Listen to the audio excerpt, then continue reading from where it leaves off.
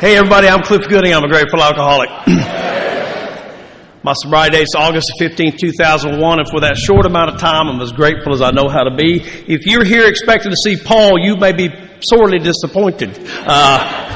Although my mother's maiden name was Flanagan, if that counts, I'm not sure, but if you don't know Paul, you'll get that joke on Sunday afternoon, or Sunday morning, you will. So. I want to thank Ben, particularly in the committee, for inviting Lori and I to come and spend the weekend with you all here this weekend.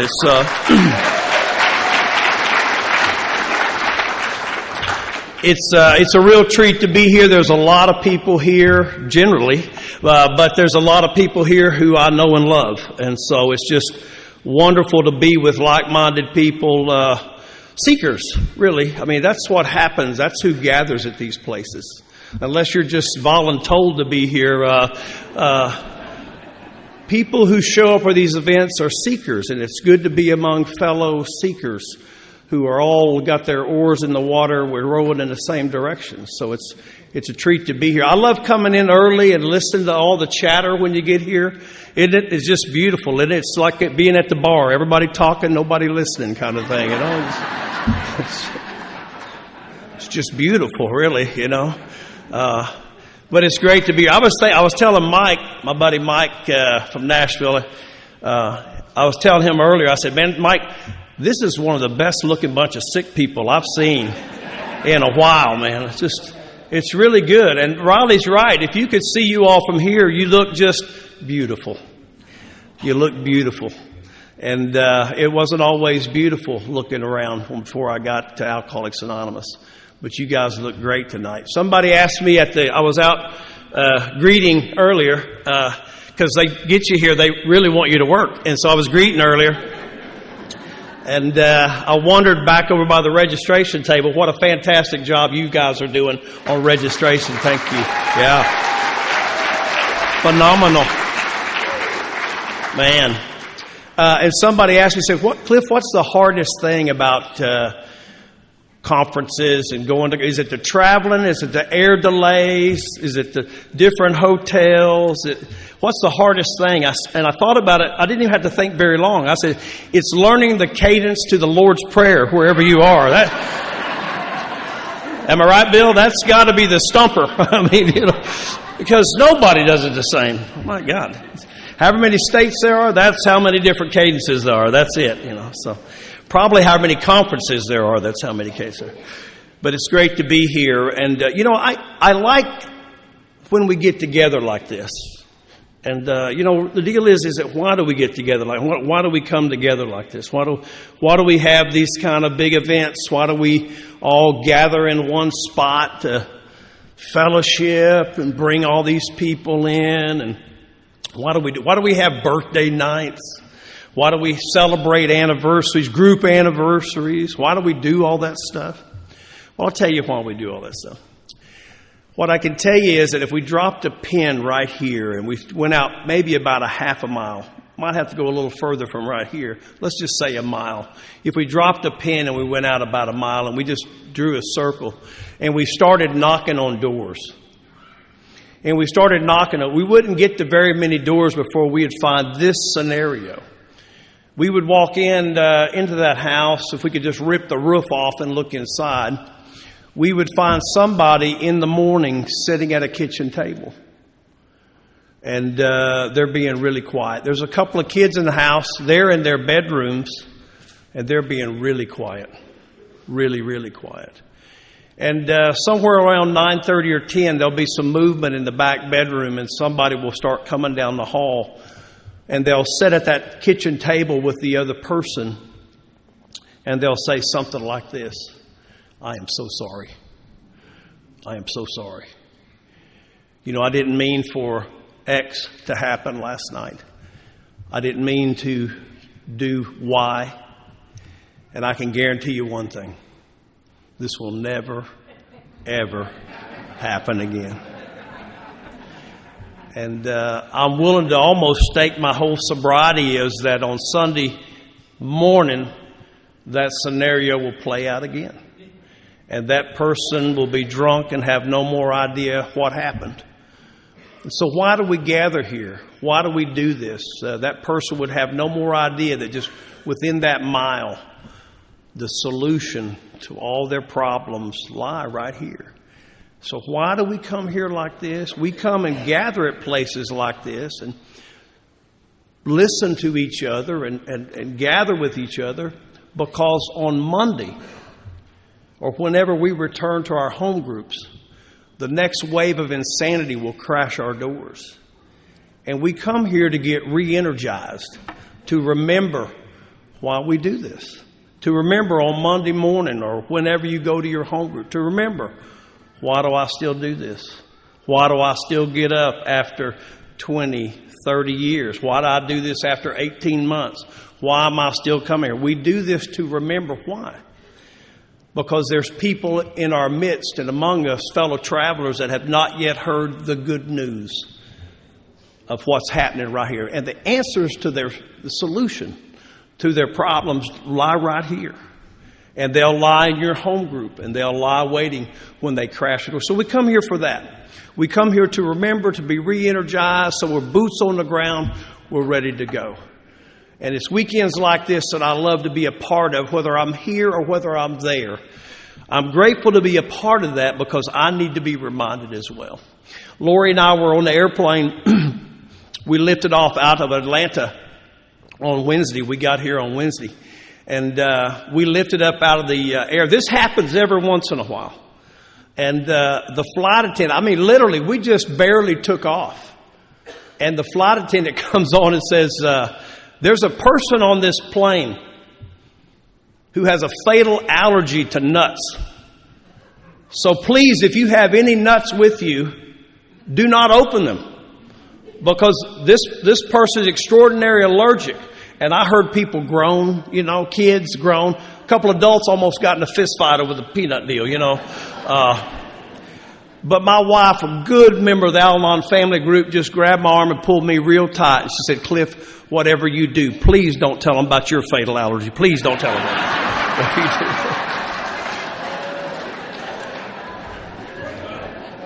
Which, based on the first reaction to the peanuts, I thought was a good idea. I really did. I had a really good Step 12 story ready for you all. And I had about 3 hours to scrap that, right? And I don't know how it is, but you get something kind of later. And I volunteered for this, just so you know.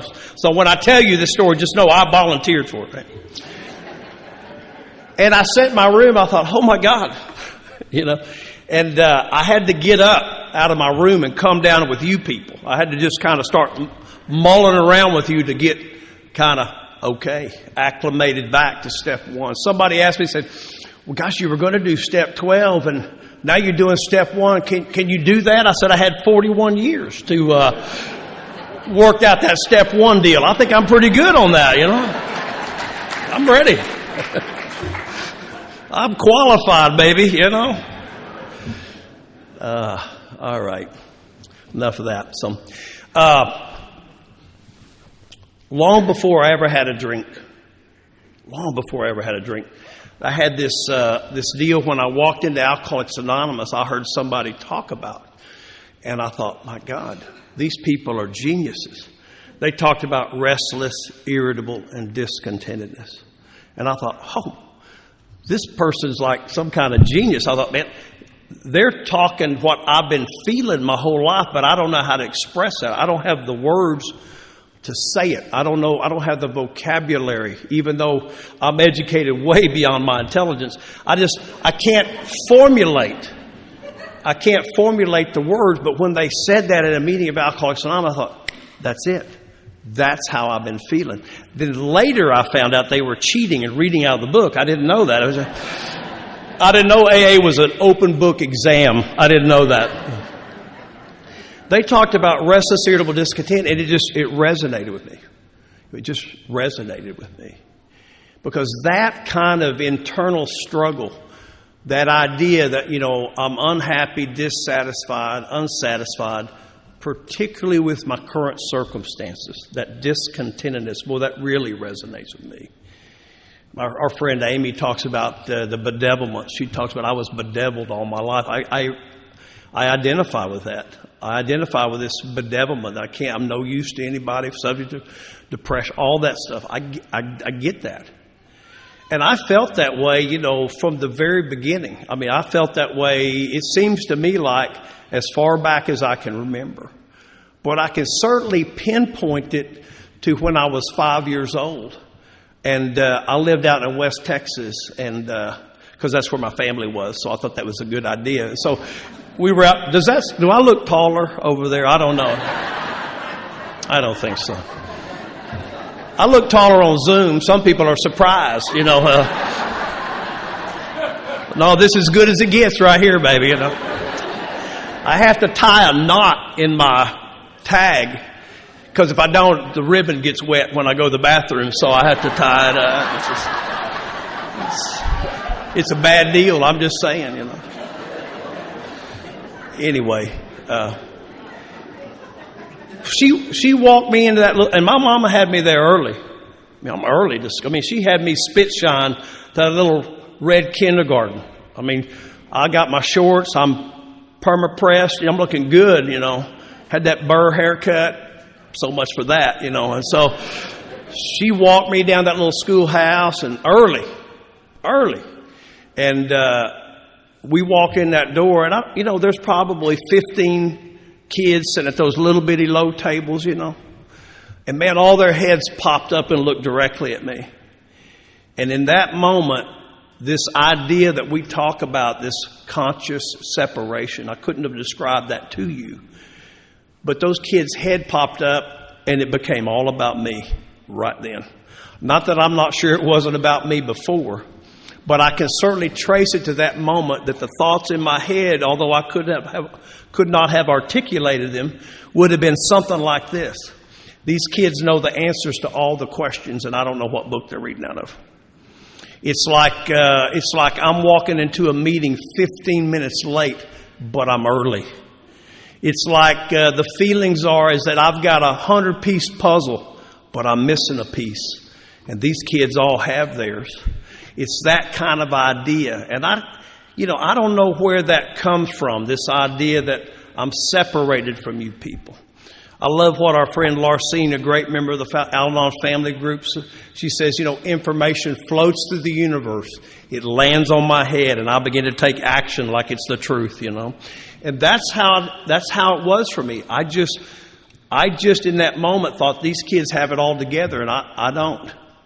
I don't know what causes that internal condition for a guy like me, this void almost that appears in me.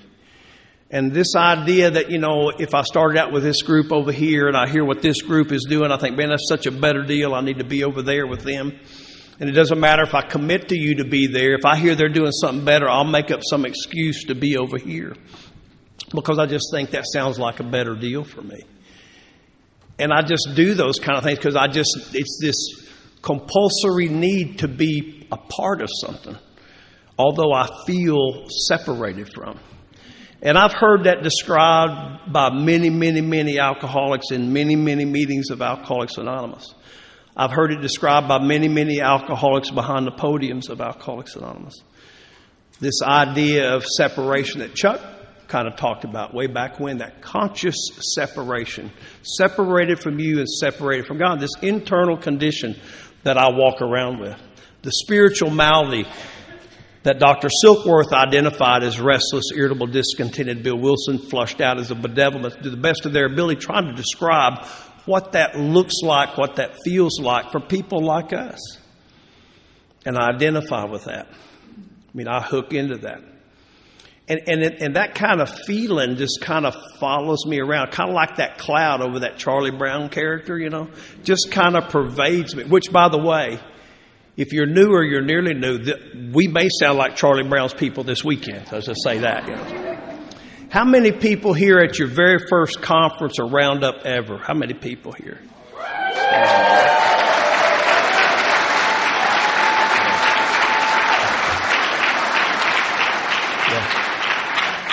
How many people under 1 year sober? Yeah, that's good.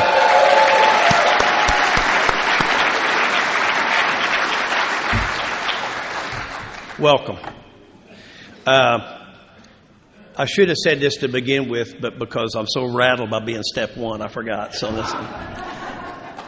If you're new or you're nearly new, you may have already dozed off at this point. But if you're still awake, maybe the clapping woke you up. I don't know.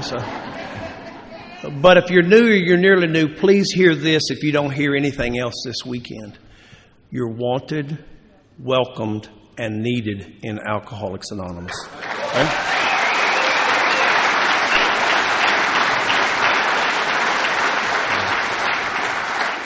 You're wanted, welcome, and needed here. And I hope over the course of the weekend, well, you're going to discover this, that I have one thing that's different from all these other speakers that you're going to hear this weekend. You'll want to hear them again. But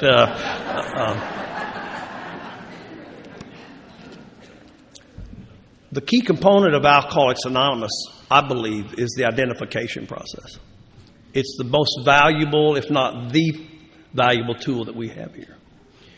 And so if those folks that are here that you're new or you're nearly new, that under that 1 year, if you're sitting here today debating about, am I alcoholic or not? I'm not real sure. I'll just kind of help you a little bit. People who are not alcoholic, well, first of all, they don't end up at conferences like this generally. But even if they did, they don't sit around saying, am I alcoholic or not? They just don't feel it necessary to just have that discussion. They just don't.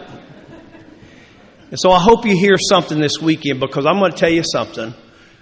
The speakers this weekend are all my friends and my wife, who's also my friend.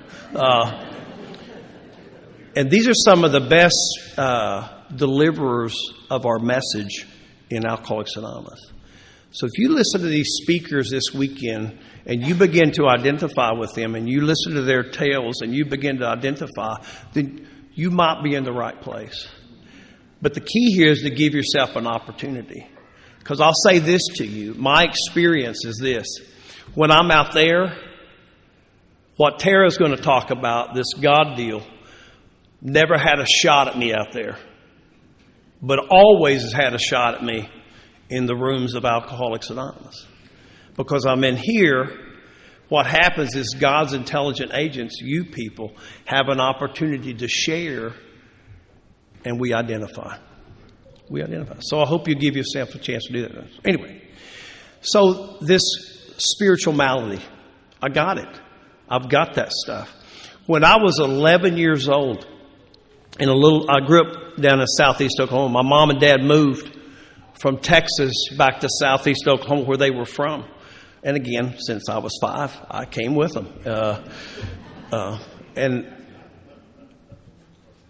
we lived out in the country, and we lived on a cattle ranch farm, whatever impresses you people. That's what it was. So,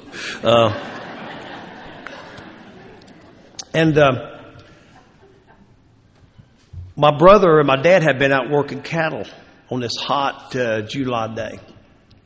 And they came back, and I was 11 years old, and there was this big weeping willow tree. And my brother cracked open this tall boy can of Country Club malt liquor. Anybody in here ever drink Country Club malt liquor? Well, for the rest of you, that's God working in your life. Let's just say that right. Yeah. Anyway, my brother opened that can, and he took a big drink, and he handed it to me. And I just took a big, because I'm with my brother. My brother's 10 years older than me. I took a big drink. I don't know how long it took us to knock out that tall boy can of Country Club malt liquor. But I can tell you this, at the end of that, the magic of alcohol had happened for me. And I say the magic of alcohol because that's kind of how our textbook describes it. It talks about this illusion created, this idea that once I started drinking that stuff, everything I described to you all about the malady seemed to go away. Just seemed to go away. It just seemed to dissipate and go away. And I'm going to tell you, my experience with alcohol is not one where on that day I blacked out, I puked, and it was the end of my social drinking. That's not my experience. I know that's some people's, but it wasn't mine. But I can tell you this, by the time I'm a senior in high school, I'm a daily drinker. Now, the legal drinking age in Oklahoma when I was growing up, it was 21 for guys and 18 for gals. So if you're a 16, 17-year-old kid in high school, very important to always have an older woman. Very important. Critical as actually. But my buddy and I had found this little Zippy Mart in the little town I grew up in, about 5,000 people. We found this little Zippy Mart that at 6:30 in the morning, the legal drinking age was old enough to get your money on the counter. And so he and I would scrape our quarters and dimes and together every night. We had a 0-hour class that met at like 7:30, I can't remember. But we would show up at that little Zippy Mart every day, and we'd scrape enough together to buy an 8-pack of Pony Millers, the champagne, a bottle of beer. And we would split them right down the middle. I'd have 6 and he'd have 2. And I'd get that cool buzz on, and I could navigate around those kids and be okay. I could just be okay. I have kind of a curse or a blessing, depends on what it is. I have a photographic memory. I can tell you the toner cartridge is getting a little low these days, but nonetheless, I have a photographic memory. I've had it for as long as I can remember.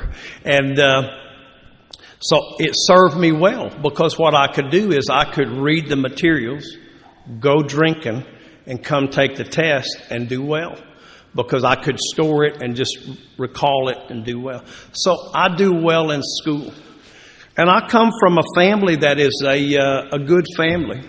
You know, our book talks about this idea, if I just had a better philosophy of life, if I just had this better moral code, if I just had that, I could live up to that. And I had all that.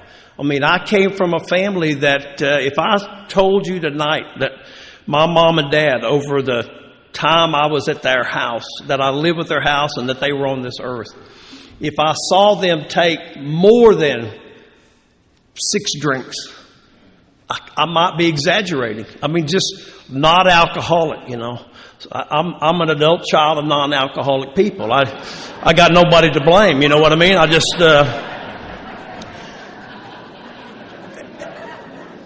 And they just, you know, they just didn't drink. You know, my dad might have a half a cold beer on a hot day when he had been mowing the pasture or something. A half, you know. That baffled me later on, that how he could do that, you know. But I'm talking about good people that taught me right from wrong, you know. And they instilled that kind of stuff on me. The trouble is that I don't know how to apply that to my life. I don't know how to take those words and live them. I don't know how to do it. It's like everybody that I know, we're marching and we're going. And they say, okay, up here, we're going to go right. And I'm in. We're going to go right. And then as I'm beginning to make the curve, this thought comes to me. I wonder what is left. You know, I'll be back. I'm just going to go see. And I'm like that kid that you walk by the wall that says wet paint. I go, I don't know. Let me just see. Is it really? Don't push this button. What happens if you do? I'm that kid. I just got to know what happens. Why? You know, why? I'm just that guy. And by the time I get to college, I'm a blackout drinker. And I just think that that's what everybody, I think when you drink, I think everybody's experiencing the same thing I am. I look around at people, I think they're drinking just like me. You know, when I think about in those days around those kids, it looked like everybody's drinking the same with me. So I don't ever quiz people about blacking out. I just think that's what happens when you drink. You time travel. You know, you start with Matthew, you end up with Bill. It's a bad night. You know what I mean? Right, Matthew? You know that. I'm time traveling. I just think that's what happens when everybody drinks it. Everybody gets that same effect. And I went to law school down at the University of Oklahoma, and I graduated down there, and I went to, and again, because I have a photographic memory, I do well in school. I mean, I graduated in the top 5% of my class. Not because I'm that smart. It's because I've got a memory that allows me to retain and just regurgitate. So when I tell you I'm educated way above my intelligence, believe me about that, right? Otherwise, I wouldn't say, is it really wet paint? I wouldn't do that, right? And I remember when I got my first job out of law school. And maybe some of you can identify with this. I got my first job out of law school. And I remember going to work that day. And I had this thought just kind of overcame me, is what if they find out? What if they find out, this double life? More than most people, the alcoholic lives this double life. And it just began to pervade me. What if they find out? And about Wednesday, of my very first week there, one of the partners came to me and said, Clif, after work today, it's about 1:30, after work today, we're going to go out and we're going to have some cocktails. Now, I want you to think about this for just a minute. Now, I'm from the country. I didn't even know that wine had corks until I came to the city, right? Boone's Farm, come on. Sonic Ice, I'm with it, man. Cocktails, that's what they did on that show, Dallas, man. They had cocktails on that show, right? That sounds sophisticated. I need to be a part of that. And so I don't know. He said, we're going to go out and have some cocktails after work. Would you like to go? Now, I don't know how you drank, but this is how I drank. When people would ask me questions like that, I have questions. What time are we going? Where are we going? Who's going? I ask all those questions. And he looked at me and said something like, well, it's going to be me and you and two other people, be four of us. We're going to go at 5:30. We're going to go down to Pinstripes, which is a bar in the Skirvin Hotel in downtown Oklahoma City. And out of my mouth came this, I'll get the table. Because I don't know how you drink, but let me just tell you this. If Shaylin looked at all of us and said, hey, we're going to go out drinking Saturday night and we're going to go at 9 o'clock, I'm in. But I'm going to tell you this. I don't wait till 9 o'clock to start drinking. I start drinking at 6 to get ready to go drinking, right? Just don't go drinking. Get ready to go drinking. And so I'm going to get the table. Now, I didn't know that about myself then. I don't know that I suffer from alcoholism. I just think I like to party. I don't know that once I start drinking, something different happens to me than 90% of the population. I also don't know that when I stop drinking, that something different happens to me than 90% of the population. And the reason I spent so much time at the first talking about the malady is because that's the chief activator of when I'm not drinking. That's the hardwire into when I'm not drinking. The spiritual malady is always what juices me back to drinking again. But so I go at 4:30 to get the table, so I'm there knocking back for an hour before they're getting ready to drink. I'm getting ready to drink. And so they show up about 5:30 at the appointed time because they're prompt. And that cocktail waitress comes over and she takes their order. And she serves them. Of course, I've been there for a while. She already knows what I need. I'm a vodka rocks guy. Sometimes don't even need rocks. Right? But I'm with people, so, and I need you to know that I'm not a sipper. There may be some sippers in here. I'm not a sipper. You bring me a vodka rocks, bam, next. I'm a drinker. I drink. I'm not pussyfooting around about this stuff, right? So she brings them drinks and then she leaves. In about 10 or 15 minutes, she comes back and this is the scene that night. She looks at the first person. Now, this person has about a quarter of a drink left in his glass and looks at this person and says, would you like another? And he says this, no, you know what? My wife is cooking dinner and I got to get home. And with a quarter of a drink on the table, this guy gets up, pays his bill, gets in his car, presumably goes home to his wife. I don't know, Has dinner with her, doesn't have another drink, maybe tonight, tomorrow, next week, next month. I don't know. She looks at the second person. Now, this lady has a half a glass left in her drink.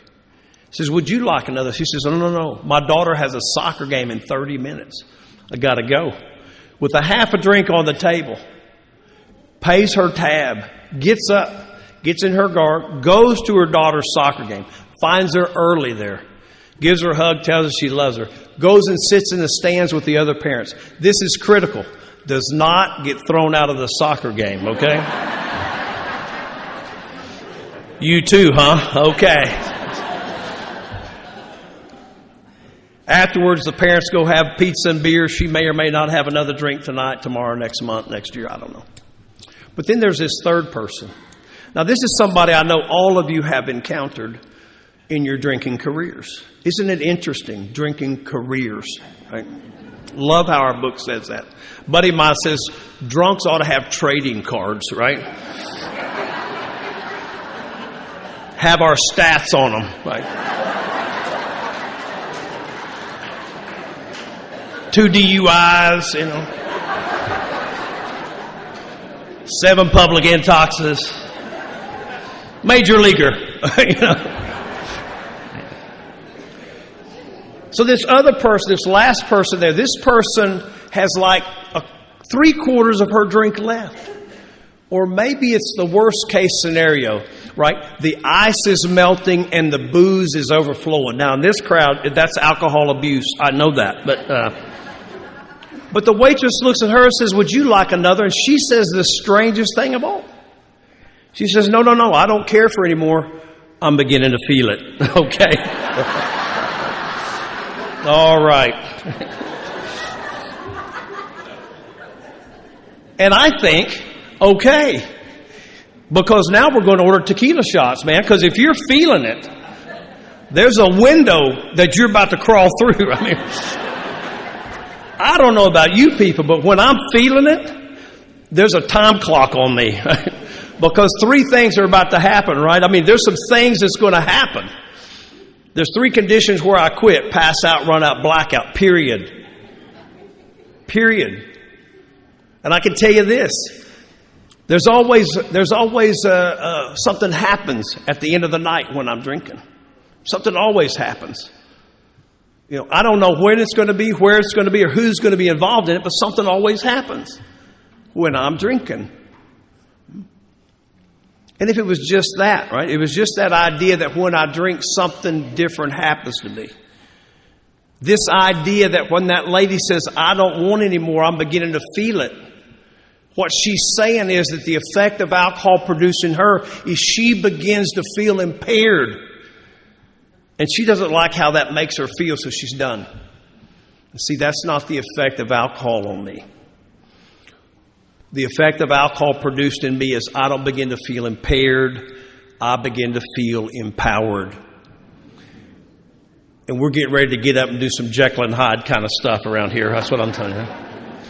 We could possibly be on a personal adventure at any moment, right? Maybe an alcoholic expedition. I'm not sure. It could happen.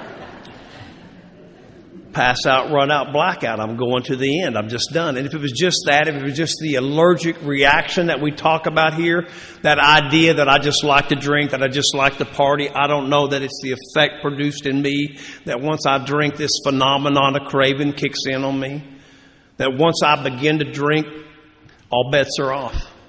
I don't know if it's going to be 2 or 22. I don't know. It's all bets are off. If it was just that. I mean, if it was just an allergic reaction to alcohol, then somebody like my sweet wife or any of the other 3 of my sweet wives, if they would have just said to me, Clif, you're just allergic to alcohol, stop. You guys have a different speaker tonight, if that was all that was to it. Because I know people who are allergic to stuff. You all people know people who are allergic to stuff. You know people who are like lactose intolerant. They just stay away from milk. Right? You probably know people who are allergic to like strawberries, bee stings. Right? But for God's sake, the peanut people. You probably know some of those people, right? Man, the peanut people are something else, aren't they? Well, y'all brought it up. Let's talk about them. All right. The peanut people. I mean, these people make one emergency room visit, and they quit forever. Wrap your head around that, man. They make one emergency room visit. I'm done forever. They don't need to go to Peanut Anonymous. They don't need a Peanut Anonymous sponsor. They don't buy the PA book. They don't do that, you know. Hey, where's that big Snickers book? I need to see that, you know. Nothing like that. They don't do anything like that. As a matter of fact, when they go to a restaurant, they'll say things like this to the maitre d': has a peanut been on this city block? I need to know, man. On the block. Because they're vigilant about that. They have one bad reaction to peanuts. Dude, they're serious. Let me talk about my allergic reaction to alcohol. I'll give away cars, houses, jobs, careers, families, children, my integrity, my dependability, your stability. I never connect the dots. It's the booze. I never connect the dots that once I take a drink, all bets are off. I just think I like to party. Our book tells us, you know, that I've lost the power of choice in drink. The choice is already made for me. Alcohol is my drug of no choice. It's my drug of no choice. I'm drinking. So those two things, the two pieces of this dragon that we have, this malady, this allergic reaction. But there's this other piece. It's that third piece of alcoholism, right? That obsession of the mind, that after about 23, all our book focuses on that. That if the alcoholic never takes the first drink, everything we've talked about is academic. It's a good theoretical discussion, but if the alcoholic never takes a drink, all that stuff is just theory. That whole allergy of the body, theory, if the alcoholic never takes a drink. But it's the other piece of alcoholism. It's the third head of the dragon. It's the piece that make the people who have never taken a drink of alcohol in their life die early, suffer from heart failure, hypertension, high blood pressure, never take a drink. It's the people that stay up waiting for us, worried about us, wondering about us. Those people who never take a drop of alcohol, yet are affected by alcohol just as much. Those people. And that looks something like this. I'll come home. Lori will be cooking dinner. It's Thursday. And I walk in and she's cooking dinner. And she says, dinner will be ready in an hour. We need bread. And she says, you need to go to the store and get bread. I go, yes, ma'am. And off I go to the store. And I go into Homeland. I get a loaf of bread. I'm coming out. And I run into Ben. And Ben looks at me and he says, what are you doing? And I said, well, Lori's at home cooking dinner. I look at my watch. It's going to be ready in 50 minutes. And I got to get home. And Ben looks at me and he says, 50 minutes? Well, 50 minutes? Well, hey, man, we could go over to the Log Inn, have a couple of beers. You'll be home in 50 minutes. Now, when I get information like that, Rachel, I filter that through the keen alcoholic mind, right? And you people know about the keen alcoholic mind. Because Alcoholics Anonymous is the only place anybody ever talks about the keen alcoholic mind. I can guarantee you one thing. In the Al-Anon rooms, they are not talking about the keen alcoholic mind over there. Never comes up, actually. But I filter Ben's statement through my keen alcoholic mind. I think 2 beers, 50 minutes, I can do that. So on a Thursday night, Ben and I go to the Log Inn to have 2 beers. Now Sunday, when I get home, everybody's mad at me. She's mad, the kids are mad, dog, cat, hell, they're mad. I don't know why. I got the bread, right? I mean, I got it. And I don't know if you've ever worked your way into a jackpot like that or not, but when I get in a jackpot like that, I like to tell the story. Because, my God, everything we do involves a story. I will promise you this tonight. Over the weekend, somebody will go to the bathroom and come back to their group and go, you're not going to believe this, right? And just have a multi-level story that goes with it. That's just how we roll. Stories. But I start telling the story. Home, dinner, hour, bread, store, 50 minutes, bin. And when I get to that part of the story, something in my head goes, there's the problem.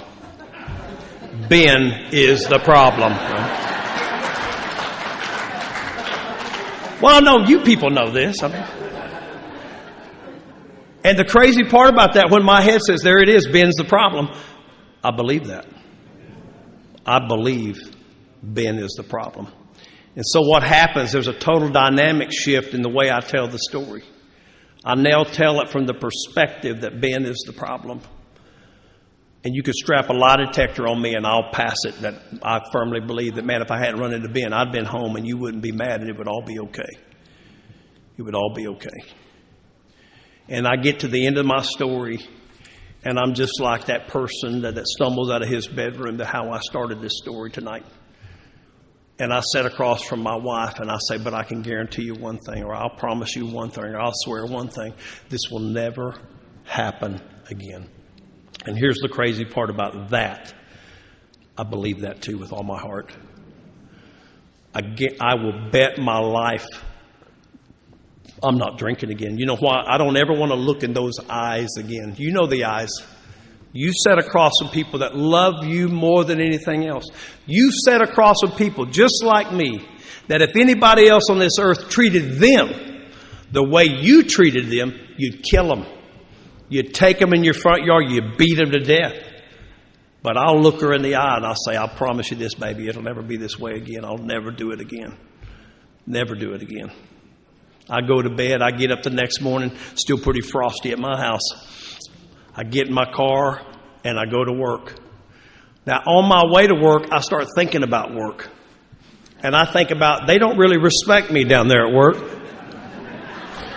I mean, I'm down there busting my ass 2 or 3 hours a day. I'm killing it at work, man.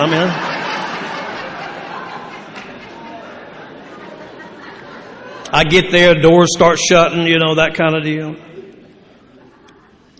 About 1 o'clock, I'm done, back in my car driving home again. And this thought hits me. I don't know why they're mad at me. I apologized yesterday. When that thought hits me, I could stretch it maybe 24 hours. But most likely when that thought hits me, I don't know why they're still mad at me. So suddenly the script flips and it's their fault. It's them. It's never me. The script flips one more time. I don't know why they're mad at me. But generally it's 2 or 3 hours and I find myself at a bar or I'm at those guys' house or I'm 2 drinks in thinking, how did this start again? I don't even remember driving here. Because when the obsession's on me, it's almost like a whiteout. I'm like on autopilot. I just go and I just drink. And that's alcoholism. And I have that. Those stories are me multiplied and multiplied and multiplied. I could have started tonight with this story and it would have summed up my entire drinking career. When I came home from my very first treatment center in 1988, I was 7 when I went. No, I was 27. When I came home from my first treatment center, my wife loves this story. It's the only reason I'm telling it, because she loves it so much. I came home to this treatment center. My second wife had served me divorce papers on our 1-year anniversary. It's not going good when that happens. It's probably a bad day. And so I'd gone to treatment because some people thought I had a problem. I certainly didn't believe that, But anyway, I came home. We had been divorced, and I got the house, but she got all the neighbors. It's a bad deal. And the couple that lived to the west of me, they had 2 little boys.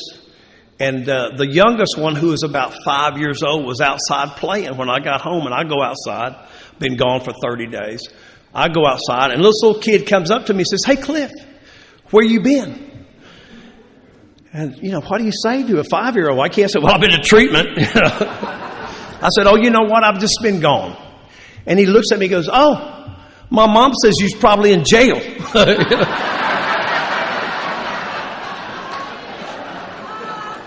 And she probably said it more than once, right? But that's my life. That's how my life looks. That everybody around me thinks he's probably in jail. If I've disappeared, if I've gone at large, as our book talks about, I'm probably in jail because I just go. When I start drinking, I just got to go. And I'm in Norman, Oklahoma, and it's a Sunday night. I've been drinking since Friday. I'm just pounding them away, and it's about 10 o'clock at night. I've been drinking all day, and I got to go to the bathroom. And I like to tell this story because I think it's very profound, particularly with this many women in the room. I always feel the need to kind of describe this because I had to go to the bathroom that night. And ladies, who I know, ladies here have never been to a men's restroom before. So let me set the tone here. There's all kind of different men's restrooms. There's really nice facilities like this, dividers, all that kind of stuff. But sometimes you go to these bars and it's just like big hog trough. We're all going to belly up to it, right? So this is a hog trough night, okay? It's very key here. So I go, I'm in there. It's about 10 o'clock at night. This guy comes in, and he's busy. He's got something going on over here. And it catches my attention. Now, ladies, what you need to know is this, that if you're in a men's restroom and there's a guy next to you, don't ever get caught looking at him. That's key, right? This is imperative here. Well, he caught me, But he pulled out what appeared to be the world's smallest baby spoon. And he started doing things. It was weird. That's all I tell you. Let me tell you about my alcoholism. I've got rules about my drinking. I've got rules. One of the fundamental rules is no drugs. We don't do drugs.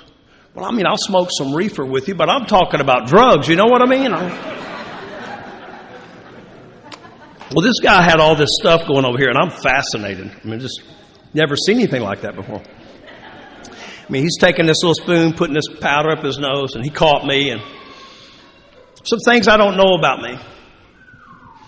I don't know that I'm governed by 100 forms of fear. I don't know that. Don't know that.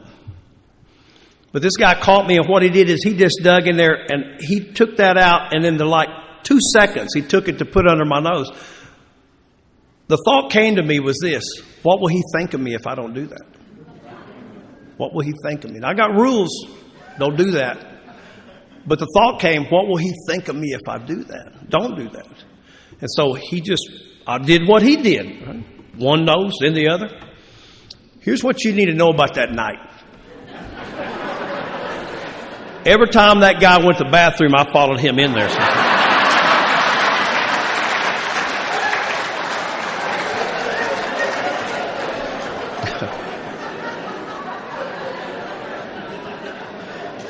I became the unofficial night watchman in my neighborhood for a number of years after that.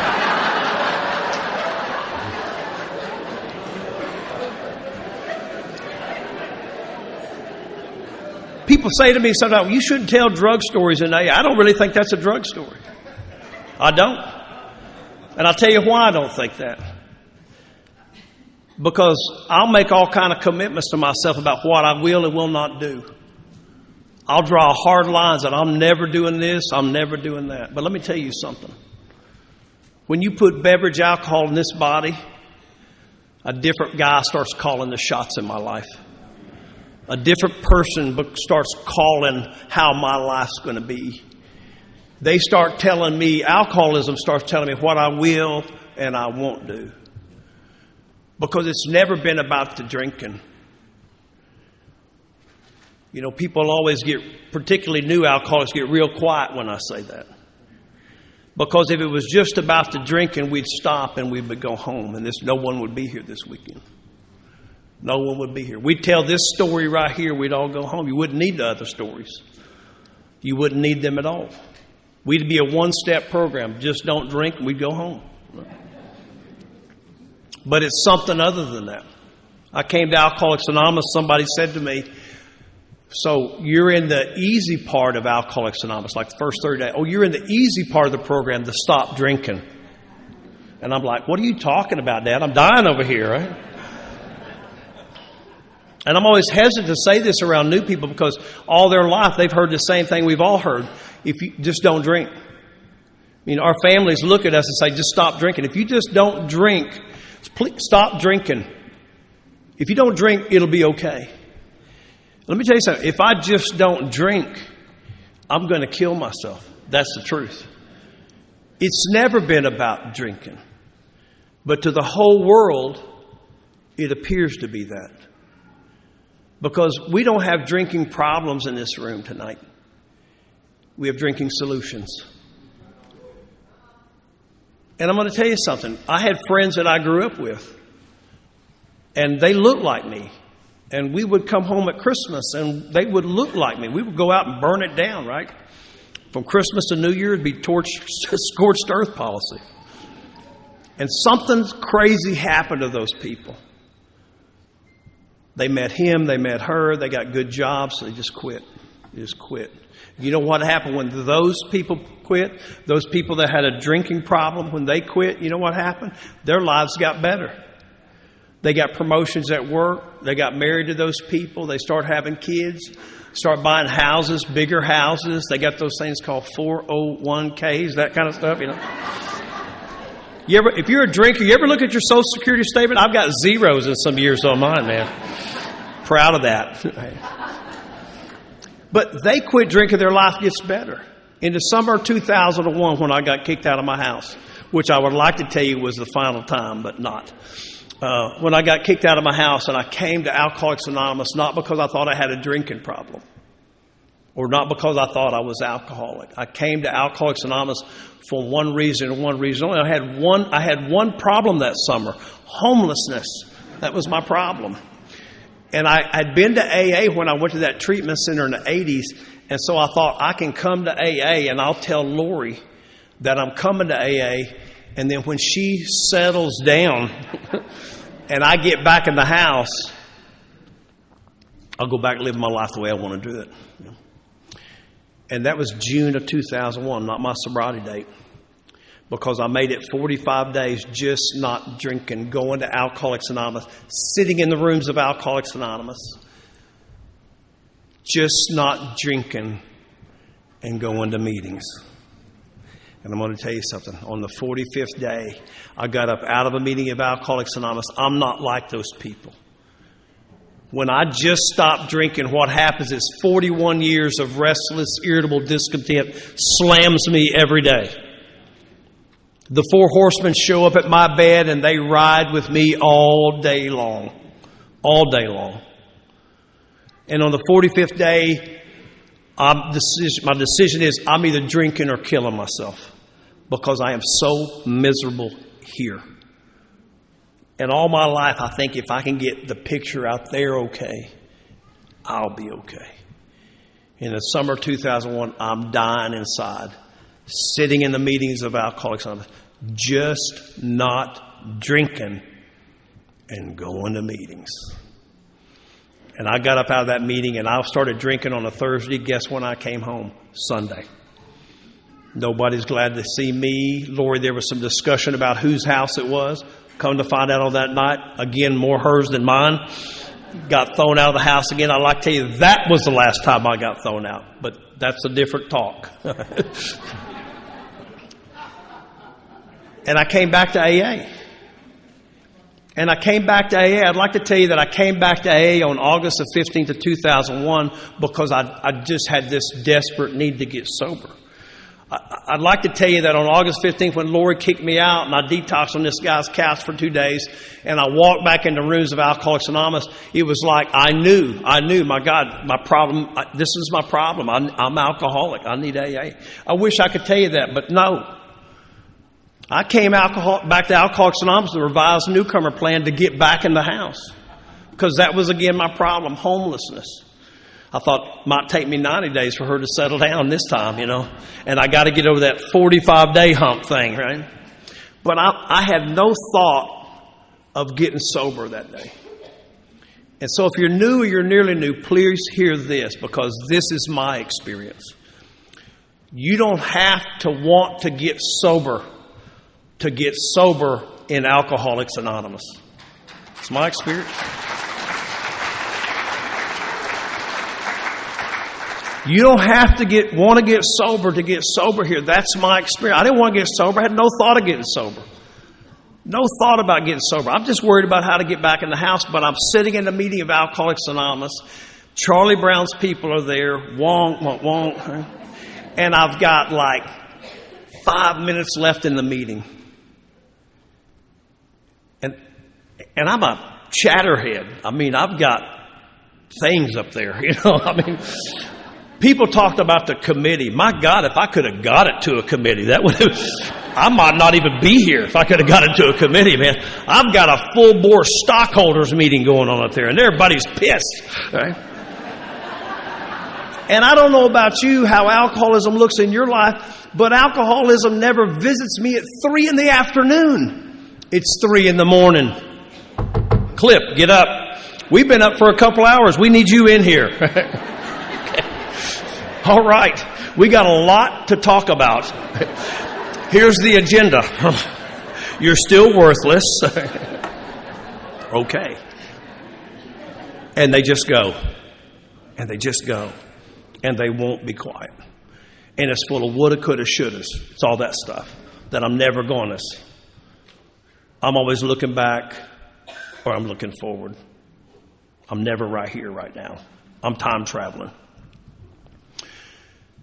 And with 5 minutes left in that meeting of Alcoholics Anonymous, that chatterhead went stone cold quiet. And this thought came to me. If you don't do something different today, you're going to die. And you good people stood up 5 minutes later, held hands, said the Lord's Prayer. And after that prayer, I did the same thing I had been doing for the 45 days prior to that. I broke for the door. Why? Because I'm a runner. See, I got a problem I can't solve. You got a solution I don't want. There's nothing for me here. I can't connect the dots on that, but I'm just out of here. And what I didn't tell you was for those 45 days that I had been going to Alcoholics Anonymous before August the 15th of 2001, there'd been an old man there. And every day after those meetings of Alcoholics Anonymous, when I would start to leave, old Don would catch me. And he would look at me and say, "Bub, how are you doing?" And I would give him the alcoholic answer. Fine. Nothing to see here, Ma. Fine. And he would look at me and he would say, "Well, listen, if there's ever anything I can do for you, let me know." And I would think, if there is, I'm gone. And on August the 15th of 2001, I broke for that door one more time, and Don caught me one more time. And Don looked at me and he said, "Bub, how are you doing?" And on that day, I gave him a different answer. I looked at him and I said, "Man, Don, I'm not doing very good." And he just looked at me and he said, "I know." Let me tell you about Don. I'm not really a product of a guy who was working a perfect first step on August the 15th of 2001. I'm a product of a guy who was working a perfect 12th step on August the 15th of 2001.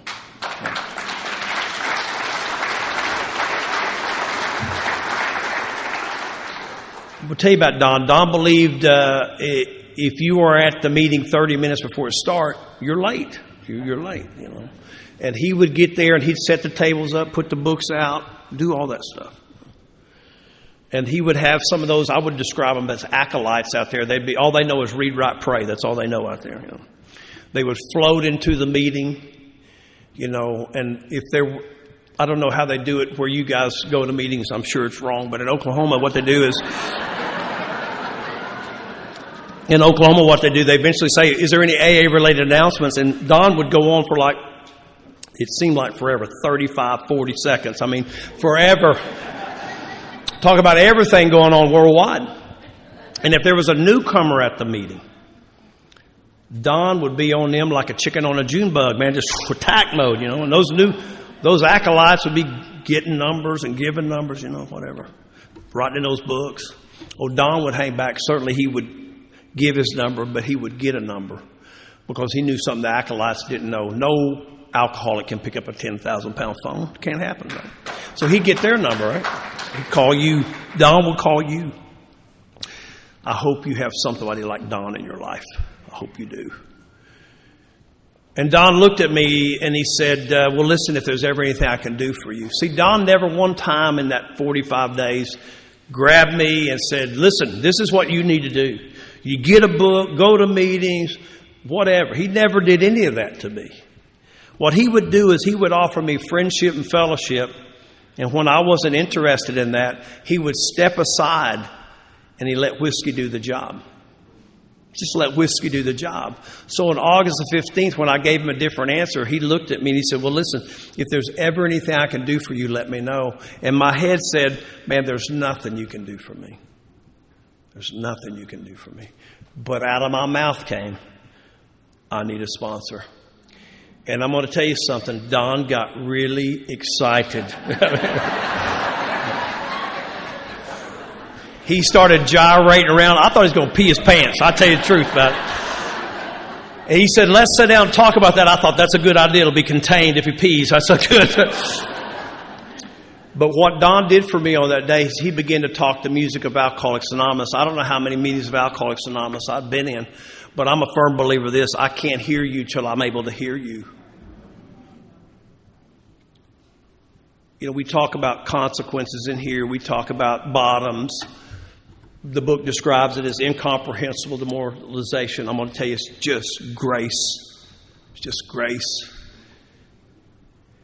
And it doesn't matter what kind of consequences I suffer, but what has to happen for a guy like me, I believe, for me, it's my experience, is that on that day, on August the 15th of 2001, I had an internal implosion of self that I broke internally.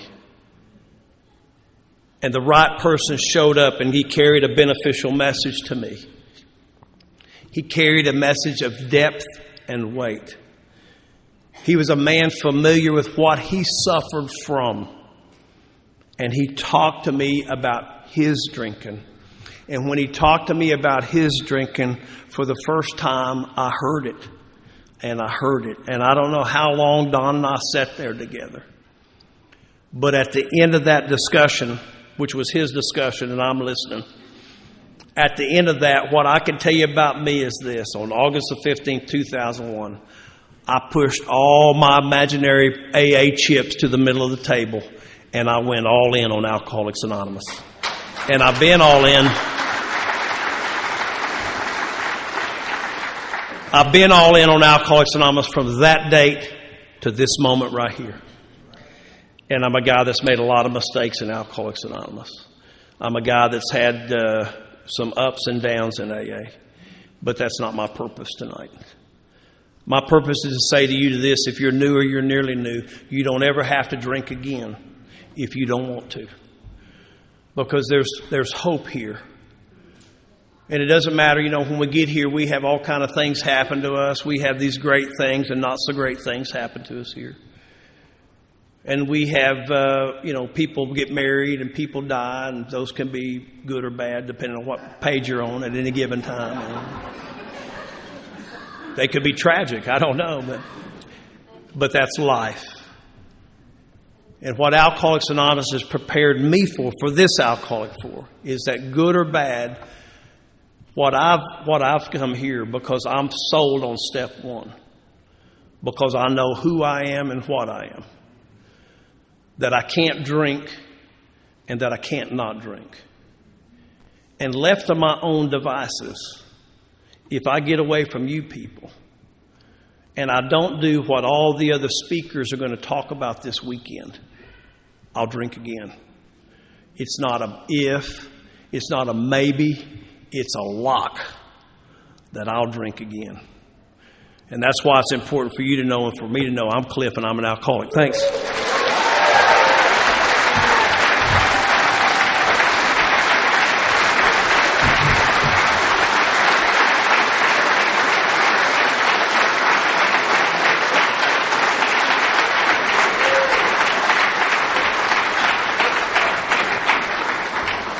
Man, that was an electric way to start it off, wasn't it? Cliff, thank you, sir.